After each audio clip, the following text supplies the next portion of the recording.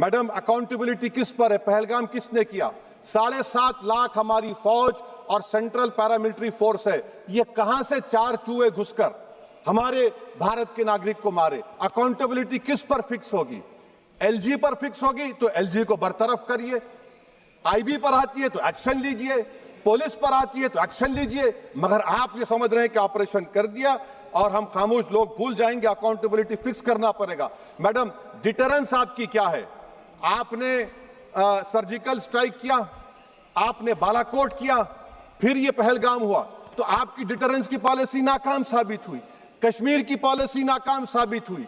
370 हटा दिया आपने एक रियासत को यूटी बना दिया और उसके बावजूद भी दहशतगर्द वहां पर पहुंच गए।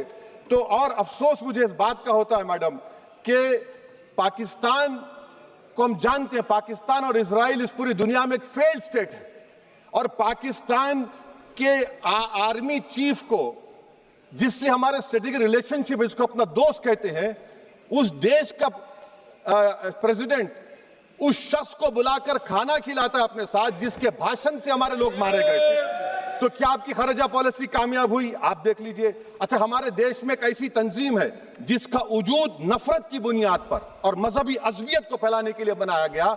उनको तकलीफ है सेकुलरिज्म से, सोशलिज्म से, मगर हमारे संविधान के प्रियम्बल में लफ्ज सॉवरेन है। सॉवरेन का मतलब यह है कि हम खुद मुख्तार हैं, हम हाकिम आला हैं, हम अपने मुल्क के मुकद्दर का फैसला करेंगे। एक गोरा व्हाइट हाउस में बैठकर भारत की सीज फायर का ऐलान करेगा, यह आपका नेशनलिज्म है? अफसोस होता है मुझे सर। मैडम, मैं आपसे पूछना चाह रहा हूं कि अगर एक चचा सैम ऐलान कर रहे हैं तो हमारी फौज पर क्या असर पड़ा होगा? हमारे उन पायलटों पर क्या असर पड़ेगा जो नहीं मालूम कितनी ऊपर आसमानों पर भारत की हिफाजत कर रहे हैं? वो नेवी का सिपाही जो समंदर में खड़ा हुआ है, उसको यह नहीं मालूम हो रहा है कि मेरा प्रधानमंत्री ऐलान नहीं किया, एक गोरे ने ऐलान किया। बड़ा ये आपके कैसा होगा ये?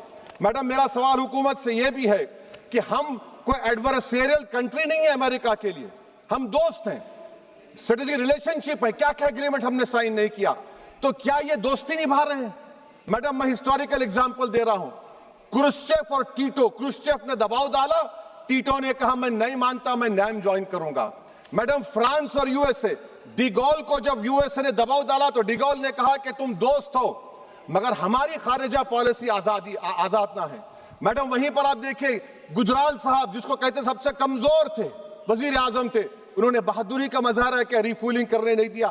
वियतनाम 20 साल यूएसए से लड़ा मगर झुका नहीं, और हम उनको बोल भी नहीं पा रहे, हम तो कोई दुश्मन मुल्क तो नहीं है अमेरिका के।